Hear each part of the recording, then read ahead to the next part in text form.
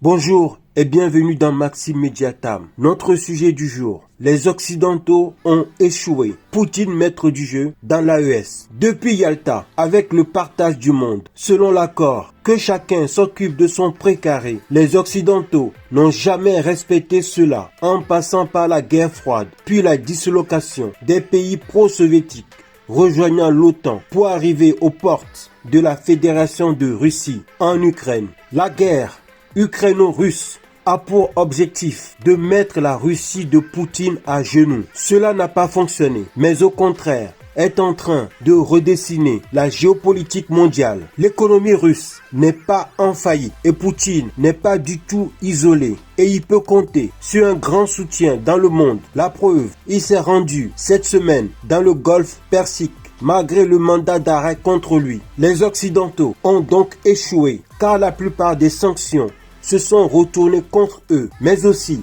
désormais, la Russie saisit chaque occasion pour affaiblir l'influence occidentale dans le monde entier. Les BRICS sont désormais un poids non négligeable sur la scène internationale, capable d'éclipser le G7 qui, économiquement, ne fera plus bientôt le poids. L'Arabie Saoudite a refusé à Joe Biden l'augmentation de leur production, mais au contraire, elle achète du pétrole russe pour soutenir Poutine. L'Afrique non plus n'est pas en reste. À force de 2 poids 2 mesures, la France est en perte d'influence en Afrique. Selon la France, les présidents de transition du Mali, Burkina Faso et Niger sont illégitimes, alors que Emmanuel Macron va à l'investiture du putiste Kaka Déby au Tchad et reçoit le putiste du Gabon, Oligui Nguema à l'Élysée. Les Occidentaux ont aussi échoué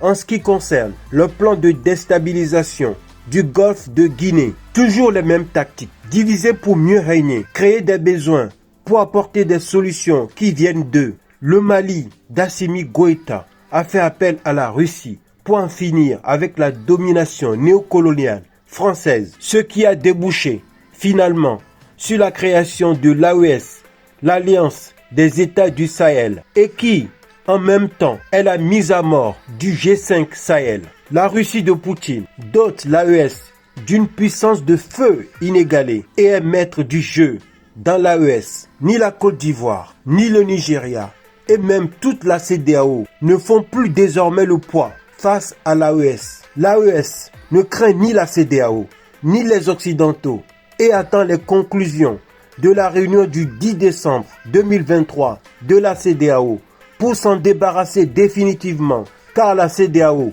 n'est pas au service des peuples d'Afrique noire. Le plan des Occidentaux a pris l'eau et suscite un panafricanisme florissant. Que doit faire l'Afrique pour se débarrasser de la domination étrangère? Donnez-moi votre avis en commentaire. Partagez la vidéo pour le réveil africain. Merci et à bientôt.